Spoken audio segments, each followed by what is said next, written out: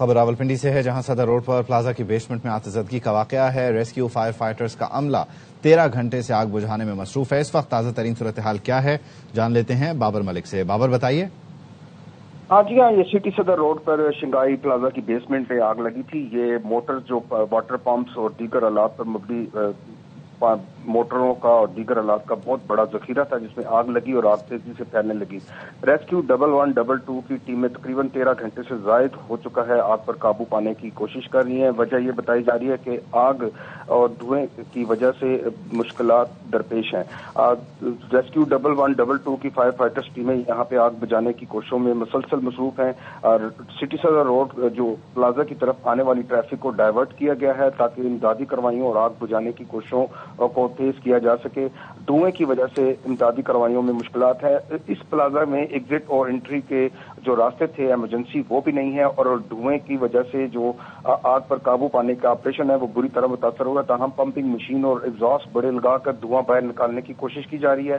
آگ پر ریسکیو کا کہنا ہے کہ کافی حد تک قابو پا لیا گیا ہے، تاہم دھوئیں کے باعث انہیں امدادی کارروائیوں میں مشکلات درپیش ہیں۔ جی ٹھیک ہے، بہت شکریہ آپ کا بابر۔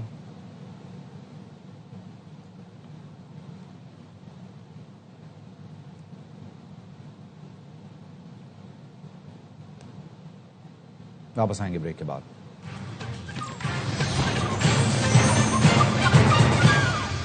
اسرائیلی میڈیا نے دعویٰ کیا ہے کہ کرد جنگجوؤں نے ایران میں زمینی کارروائی شروع کر دی۔ رپورٹ کے دوران ایرانی کرد عسکریت پسند شمال مغربی ایران میں زمینی کارروائی کر رہے ہیں، ایسا بتایا گیا۔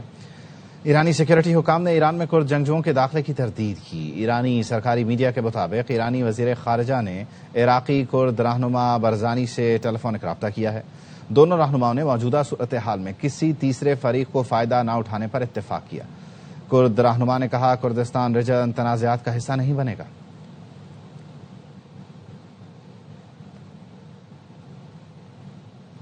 امریکی سینٹرل کمانڈ نے ایران کے خلاف جاری آپریشن ایپیک فیوری کے 100 گھنٹے کے دوران ہونے والی کارروائیوں کی ویڈیو جاری کر دی۔ ویڈیو میں ایران کے خلاف فضائی اور بحری کارروائیوں کی جھلکیاں دکھائی گئی ہیں۔ امریکی بحری بیڑے سے اڑان بھرنے والے جنگی طیاروں کو ایران کے مختلف علاقوں میں اہداف کو نشانہ بناتے ہوئے دیکھا جا سکتا ہے۔ جدید ترین B-2 اسٹیلتھ بمبار طیاروں اور ہیلی کاپٹروں کو بھی کارروائیوں میں حصہ لیتے ہوئے دکھایا گیا ہے۔ آپریشن کے دوران امریکی آبدوزوں کی جانب سے بھی ایران کی طرف میزائل داغے جانے کے مناظر شامل ہیں۔ سینکام کی جاری کردہ ویڈیو کے مطابق ایران کے خلاف دن اور رات مسلسل کارروائیاں جاری ہیں۔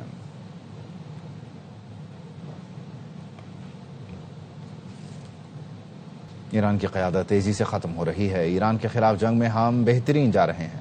ایران کنٹرول سے باہر ہو گیا تھا، مزید انتظار نہیں کر سکتے تھے۔ حملہ نہ کرتے تو ایران کے پاس 2 ہفتوں کے اندر جوہری ہتھیار بن چکے ہوتے۔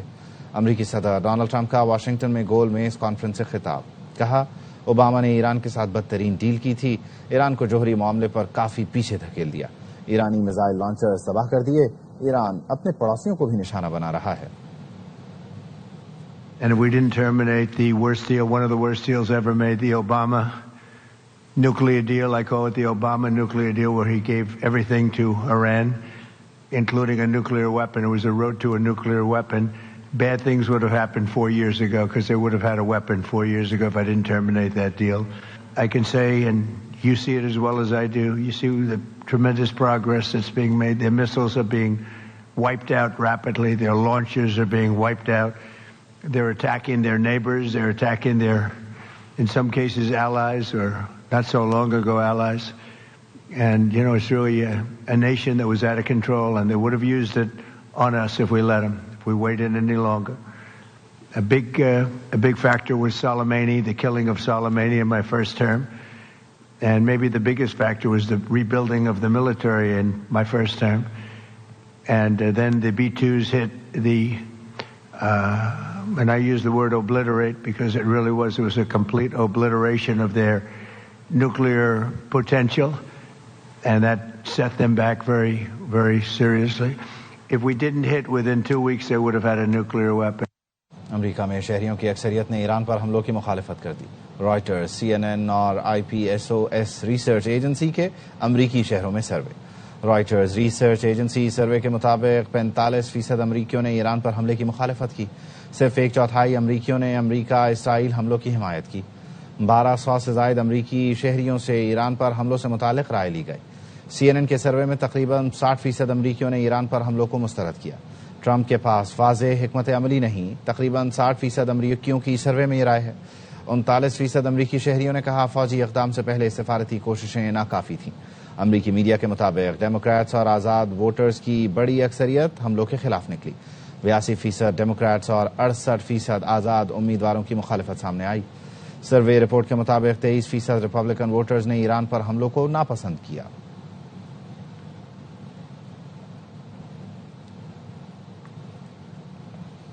امریکی سینٹرل کمانڈ کی ایران کی جانب سے دعووں کو مسترد کر دیا۔ امریکی سینٹرل کمانڈ کا کہنا ہے ایرانی حکومت کی جانب سے جاری بیانات جھوٹ پر مبنی ہیں۔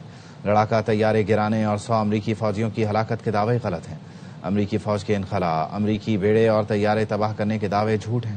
امریکی فورسز ہر گھنٹے کے حساب سے ایرانی فضائی حدود میں حملوں کو بڑھا رہی ہیں۔ فضائی، زمینی اور بحری طاقت کے ذریعے 20 سے زائد ایرانی جہاز تباہ کیے جا چکے۔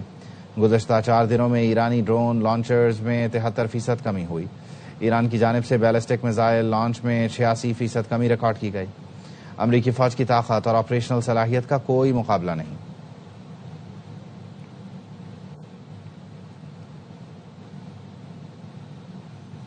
ایران کو مذاکرات میں تمام پابندیاں ہٹانے کی مشروط پیشکش کی تھی۔ ترجمان وائٹ ہاؤس کا کہنا ہے سول جوہری پروگرام کے لیے ایران کو ایٹمی ایندھن مفت دینے کا کہا تھا۔ ایران کو سول جوہری پروگرام میں امریکہ نے سرمایہ کاری کی بھی بات کی۔ ایران کو کہا تھا پرامن جوہری توانائی کے لیے امریکہ بھرپور مدد پر تیار ہے۔ ایران سے کہا تھا سول جوہری پروگرام لے اور یورینیم افزودگی ختم کر دے۔ ایران نے امریکہ کی فراخ دلانہ پیشکش مسترد کی اور اپنے موقف سے پیچھے نہ ہٹا۔ U.S. negotiators offered to lift crippling sanctions on Iran, even provide nuclear fuel to Iran at no cost to support a civil nuclear power program. They additionally had the opportunity to accept U.S. support as an investor in potential projects to develop peaceful nuclear energy together under a mutually agreed upon framework. Yet in response, Iran would have to forfeit their enrichment capacity once and for all. But Iran rejected. They accepted none of these generous and unprecedented offers by the United States. یہ نیتن کی جنگ ہے۔ سابق سعودی intelligence chief شہزادہ ترکی al Faisal کہتے ہیں نیتن نے امریکہ کے 7 دورے کر کے صدر ٹرمپ کو جنگ پر آمادہ کیا۔ نیتن اسرائیل کا آئین تبدیل کرنا چاہتے ہیں، مطلق العنان حکمران بننا چاہتے ہیں۔ نیتن چاہتا ہے وہ بلا روک ٹوک جو چاہے کر سکے اور اسرائیلی آئین اسے تحفظ دے۔ مشرق وسطیٰ میں ایران کی کارروائیوں پر صدر ٹرمپ نے حیرت کا اظہار کیا۔ مجھے ٹرمپ کے حیرت زدہ ہونے پر بڑی حیرت ہے۔ سعودی ولی عہد سمیت خلیجی ملکوں کے سربراہان ٹرمپ سے کہتے رہے ایران پر حملہ نہ کریں۔ سب کو معلوم ہے کہ ایران جواب میں خلیجی ملکوں میں امریکہ کے فوجی اڈوں کو نشانہ بنائے گا۔ خلیجی سربراہان مملکت کے مشورے کے برعکس صدر ٹرمپ ایران پر حملہ آور ہو گئے۔ ایران پر حملوں کے نتائج کے منفی اثرات سے امریکہ بھی نہیں بچ سکے گا۔ People are saying that Israel stands to be the biggest winner out of all of this. Do you think that's the case? This is Netanyahu's war. You talked about the dog and the tail, who's wagging who. It is definitely Mr. Netanyahu who, as you mentioned, 7 trips to America, and obviously he somehow convinced the president to support his views. Netanyahu, he wants to change the constitution of Israel to allow him to undertake whatever he wants to do without check. So that is why he has been pushing for this war. Well, I am surprised at the president's surprise, because all of us believe Iran will retaliate against American presence in the area, which is present in all of the Gulf states, and as far away as Turkey, apparently.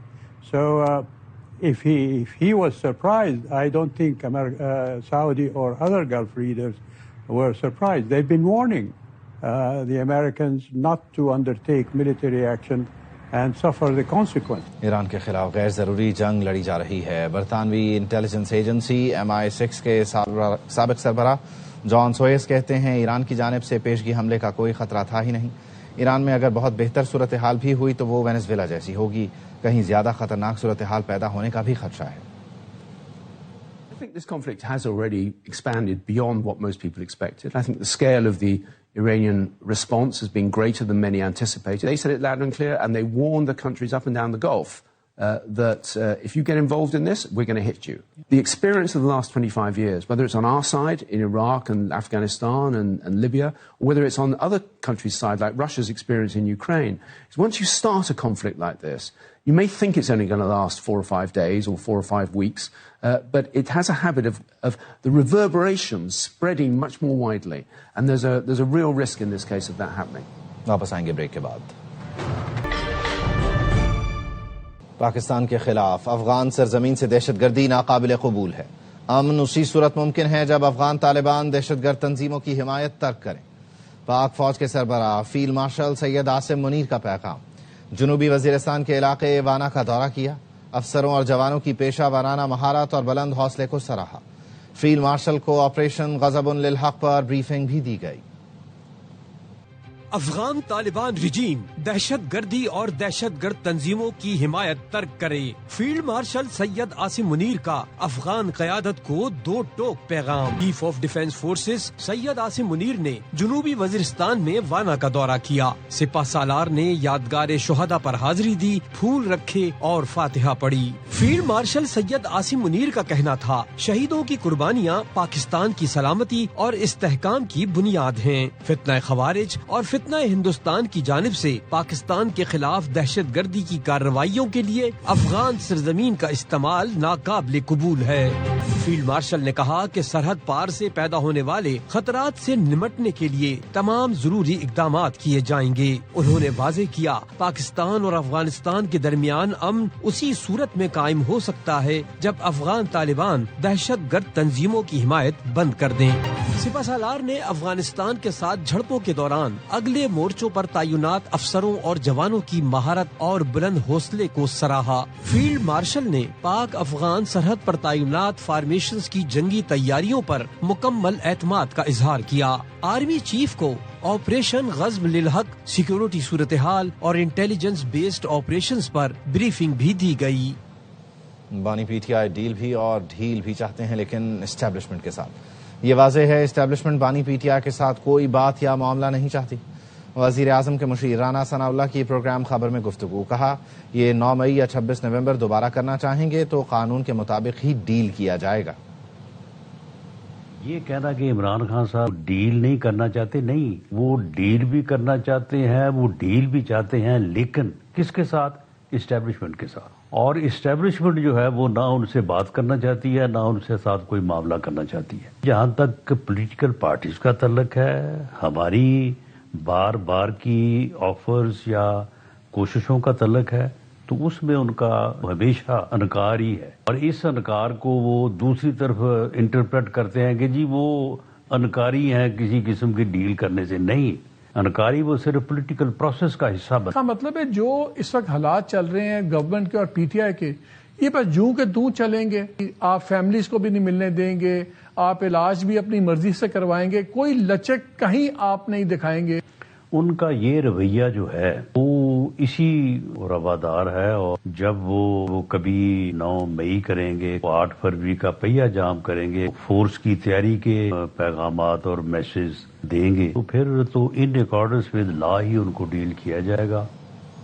امریکہ میں گرفتار Pakistani Asif merchant کی Brooklyn عدالت میں پیشی. گرفتار Asif merchant پر امریکی سیاستدانوں کے قتل کی سازش کا الزام ہے. ایرانی جاسوسوں نے ٹرمپ، بائیڈن اور دیگر کو نشانہ بنانے کے لیے بھرتی کیا تھا. آصف مرچنٹ نے ایسا کہا ہے. Bureau chief Washington D C Jahanzeb علی ہمارے ساتھ موجود ہے، ان سے بات کر لیتے ہیں. جی جہاں زیب. سال پاکستانی آصف مرچنٹ کو جے ایف کے ایئرپورٹ نیو یارک سے اس وقت گرفتار کیا تھا جب وہ پاکستان واپس جا رہے تھے، اور گرفتاری میں ان پر الزام تھا کہ انہوں نے امریکی سیاستدانوں کو قتل کرنے کے لیے کرائے کے قاتلوں کو بھرتی کرنے کی کوشش کی. آج آصف مرچنٹ کو نیو یارک کی بروکلن کی ایک عدالت میں جو ہے وہاں پر پیش کیا گیا، اور انہوں نے عدالت میں اعتراف کیا آصف مرچنٹ نے کہ ان کو ایرانی جاسوسوں نے صدر ٹرمپ، جو بائیڈن اور نکی ہیلی کو جو ہے قتل کرنے کے لیے جو ہے بھرتی کیا تھا. انہوں نے کہا کہ اپنے خاندان کو بچانے کے لیے، ان کا ایک بیوی اور کچھ بچے ایران میں رہتے ہیں، ان کو قتل کرنے کی دھمکی دی گئی تھی، اور اپنے خاندان کو بچانے کے لیے وہ اس سازش میں شامل ہونے پر مجبور ہوئے. انہوں نے کہا کہ عدالت میں اپنے بیان میں انہوں نے کہا کہ امریکی سیاستدانوں کو قتل کرنے کے لیے جو ہے ان کو مجبور کیا گیا. آپ کو بتا دوں اس کو جن کرائے کے قاتلوں کو سمجھ کر عاصم مرچنٹ نے رقم ادا کی تھی $5,000 کی پیشی رقم, وہ FBI کے ایجنٹس تھے جس کے بارے میں ان کو نہیں معلوم تھا, اور ان کو پھر وہاں سے گرفتار کیا گیا. اپنے اعترافی بیان میں عاصم مرچنٹ نے عدالت کو بتایا کہ میرا ایرانی ہینڈلر کا نام مہردار یوسف ہے جو کہ ایران میں ہوتا ہے, اور اس نے ہی میرے خاندان کو قتل کرنے کی دھمکی دی تھی, جس کی وجہ سے میں اس سازش کا حصہ بنا. ٹھیک ہے, بہت شکریہ جہاں علی, آپ اپڈیٹ کر رہے تھے. کسٹمز انفورسمنٹ کی اسمگلنگ کے خلاف کارروائیاں, کروڑوں روپے کے موبائل فونز اور منشیات برآمد کر لیے. گاڑیاں اور اسمگل شدہ سامان تحویل میں لے کر کسٹمز ایکٹ کے تحت مقدمہ درج کر لیا گیا. Anti smuggling organisation customs enforcement نے خفیہ اطلاع پر گلبائی فلائی اوور کے پاس گاڑی سے اسمگل شدہ بھاری تعداد میں موبائل ضبط کر لیے. کسٹمز انفورسمنٹ کی ٹیم نے گاڑی کے بمپر, ہیڈ لائٹس, ٹرنک, فرش کے نیچے اور دروازے کے پینل میں چھپائے گئے 800 موبائل فونز برآمد کیے. 20 لاکھ کے موبائل فون, 7 کروڑ 40 لاکھ روپے مالیت کی گاڑی اور دیگر سامان قبضے میں لے لیا گیا. ترجمان کسٹمز انفورسمنٹ کے مطابق ایک اور کارروائی میں ماسکو کے قریب مشکوک گاڑی میں سے منشیات کی بھاری مقدار برآمد کر لی گئی.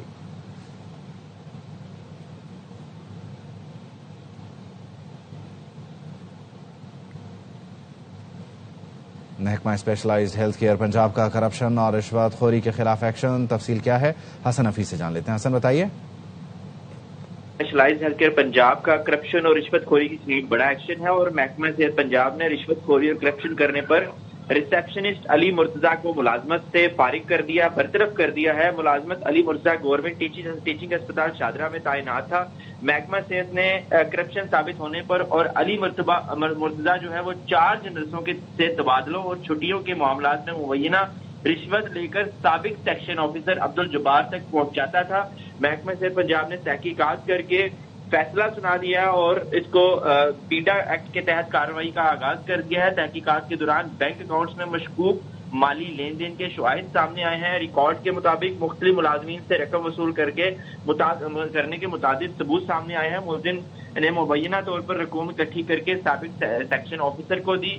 بینک اسٹیٹمنٹس میں لاکھوں روپے کی ٹرانزیکشن کی تفصیلات سامنے آ گئی ہیں. سماعت کے دوران ملزم نے 2,50,000 روپے کی رشوت لینے کا بھی اعتراف کر لیا ہے.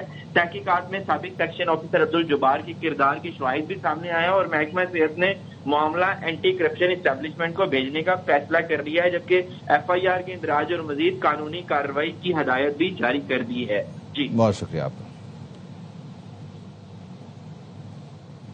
کراچی میں بلدیہ کے علاقے قائم خانی کالونی میں پانی کی عدم فراہمی کے باعث مکین مضر صحت پانی استعمال کرنے پر مجبور ہیں. افضل خان کی رپورٹ. ہب ڈیم کے قریب ہونے کے باوجود بلدیہ ٹاؤن کے مکین پینے کے صاف پانی کے حصول سے محروم. بچے ہوں یا بڑے سبھی بورنگ کا مضر صحت پانی استعمال کرنے پر مجبور ہو گئے ہیں. کم آمدنی والے شہریوں کی اس آبادی میں کچھ ہفتوں سے پانی کی فراہمی مکمل بند ہے, اور یہاں کے رہائشی مہنگے ٹینکرز خریدنے کی استطاعت نہیں رکھتے. پچھلے ٹن ویسے ہی شارٹ کر دیا تھا, 1.5 مہینے کے بعد آیا تھا, تو پانی کی بڑی پرابلم ہے. مہینے میں 1 دفعہ آ گیا. اس کے علاوہ یہ کھارا پانی آپ کے سامنے, یہ سمجھے کہ یہ استعمال بھی کر رہے ہیں, یہاں تک کہ پینے تک لوگ مجبور ہیں. مکینوں کا کہنا ہے کہ منتخب نمائندے بلدیہ ٹاؤن میں پانی کی عدم فراہمی پر طرح طرح کی وجوہات تو پیش کر دیتے ہیں, لیکن شہریوں کا یہ بنیادی مسئلہ حل نہیں ہوتا. ان کو ووٹ دیے اس لیے دیے کہ اپنا مسائل حل کرنے کے لیے, لیکن ابھی تک کسی یعنی کہ کوئی بھی عہدیدار ہمارے پاس نہیں آیا. نہ پانی کا بندوبست ہے, نہ بجلی کا بندوبست ہے, کوئی چیز کا ہے. ساتھ جگہ جگہ پہ گندگی پھیلی ہوئی ہے. ذرائع کا کہنا ہے کہ بلدیہ ٹاؤن میں پانی کی منظم انداز سے چوری بڑا مسئلہ ہے, جس سے اس علاقے کے شہری براہ راست متاثر ہو رہے ہیں. کیمرہ مین ذیشان مرغوب کے ساتھ Afzal Khan, ARY news, Karachi. Bharat title کے دفاع کی جانب قدم بڑھائے گا یا انگلینڈ سرماؤں کے خواب مٹی میں ملا کر فائنل میں جائے گا. T20 ورلڈ کپ کا دوسرا سیمی فائنل آج ممبئی میں کھیلا جائے گا. فاتح ٹیم اتوار کو احمد آباد میں نیوزی لینڈ سے ٹرافی کی حتمی جنگ لڑے گی. نیوز اسٹوڈیو سے فی الوقت اتنا ہی.